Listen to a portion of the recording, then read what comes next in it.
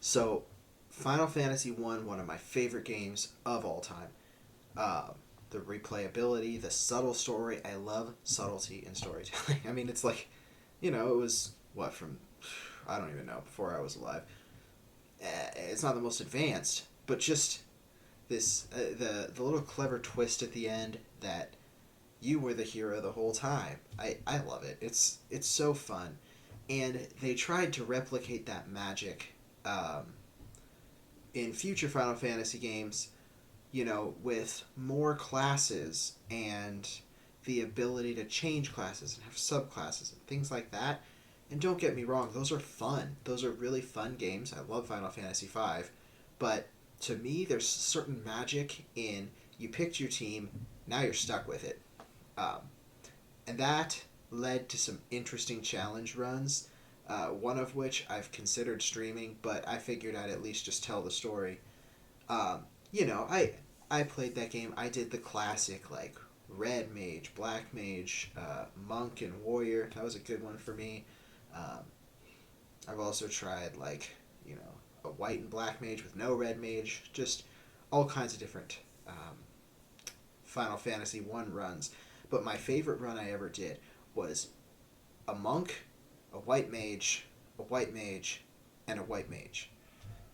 it was it was like we started out, and this dude, I like to headcan and make up some intricate stories to him. So, in my head, it's like, all right, this monk shows up, talks to three clerics, like little doctor dudes, and he's like, hey guys, let's go on a journey. Like, trust me, nothing can go wrong. And they step outside, and there are some wolves, and immediately they all just get completely devoured by wolves. It's miserable. The monk's just like punching them in the face, one shotting everything, and all the mages are just dead. And this monk is like single handedly carrying three unconscious bodies back to the church, just dropping them in front of the guy, and he's like, hey, make them not dead anymore, please. Completely broke, like, because we're just spending so much money being not dead anymore. Um, and yeah, absolutely wild. But eventually we we get some speed, and those healers realize that they gotta hit people with their sticks. So it's like, all right, now all three of them can take out a wolf while the monk is just like wailing on some other ones. Um, it's a real growth story for these dudes. Um, and then we get magic, and that changes the entire flipping game, because now I got this guy. He's one guy gets bit, the other one's like, don't worry, I got you. But then he gets bit, and the other one's like, don't worry, I got you. It's like a me seek situation. Well, he wrote me into this. They're all just healing each other like flippin' madmen, just shooting, I don't know, health lasers. Um, and it's at that moment that I realized we're invincible. Every boss we face, every enemy, they can't stand up to the sheer weight of Cure. It's phenomenal. So the best part is the monk doesn't use weapons. He just punches people in the face, just wails on them like freaking Rocky Balboa going full out, Anyway, so that's his whole shtick. So I don't have to buy weapons. Yeah, I can buy wands for the wizards, but like, who cares? It's a stick or a bigger stick. You're just whacking them anyway. So all I bought was spells and potions. Kept up the, I guess, ethers. Kept up the mana, kept up the health constantly regaining health and mana the entire game. And eventually we leveled up to a point where we were just untouchable. We went and fought the first boss, and he just kept, taking somebody down health, boom, heal. It was just a constant sine curve of health, just the whole time. Um, Honestly, I thought this was going to be a challenge run, But for the most part, it was pretty uneventful because by the like mid game, we unlock the class change and stuff. Nothing matters. We're just we're just hitting everybody. But eventually, I discovered a wall. We hit a wall where one damage dealer just didn't cut it. So we delved into this dungeon, right? And it was the Muramasa or Masamune. I think it was Muramasa. So for the sake of the story, that's the sword it was. And if it's not canon, so be it. So found this Muramasa, and you can equip it to any class. So one of those white mages went from whacking people with a stick, right, to the most powerful sword crafted by a legendary Japanese blacksmith, and apparently just knew how to wield it with the peak finesse of a samurai, and just started chopping everything in half, just cutting them down like trees.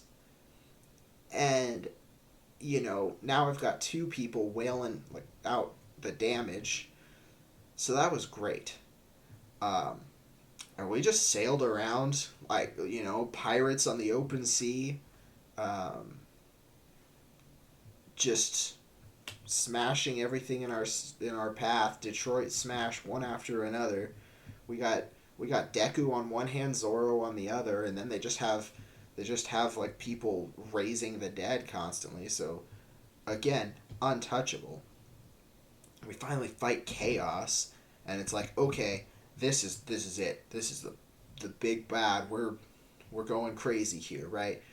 And I kid you not, guys. This guy can kill us. That's not a question, and he does a lot. Like I I have never seen. There was less death in Game of Thrones than there was in that battle. Um, he like red weddinged us, but it was only four people over and over again, and it was honestly kind of cruel at one point. Like, how many times do you have to be brought back to life before you can just be like, okay, I'm tired. My knees hurt, right? This poor monk was playing heads up, seven up, just up down, and chaos just keeps flicking him out of existence. Um, but eventually, between his fists of raw power, should have said fists of fury. I'm winging it though, and the samurai Jack over here, just cutting him down. We finally it was great too because when everybody was full health, the white mages had the opportunity to assist. Right, they were the backup dancers, and you'd see a turn where everybody gets to attack, and it's like 800 damage, bam, right in the face, boom, 500 with a sword, and then three. It's like guy walks up with a stick and just pokes chaos in the face. He's like, "Hey, don't hurt us." And then, of course, naturally, just boom, you're dead now, and then they just up down again. Eventually, chaos dies, and the title screen comes up, and it tells me, you know, this was your journey. You were transported into this world, and help was needed, but your memory was erased. And I'm like, oh, this is why I'm friends with doctors. All of my friends are in medical school, and I'm just like, yeah, it's cool. I'll do martial arts. Boom. Got to the root of the issue, ladies and gentlemen. That's it. That was my all-time favorite Final Fantasy One adventure. Uh, I never know how to end videos. I'm gonna go. Thanks for watching. Stay tuned for more stories. I don't know. I'll make them up on the fly. I like talking about all kinds of stuff, um, and hopefully you guys are along for the ride. So, thanks for watching. I'll talk to you next time. I love you. Goodbye.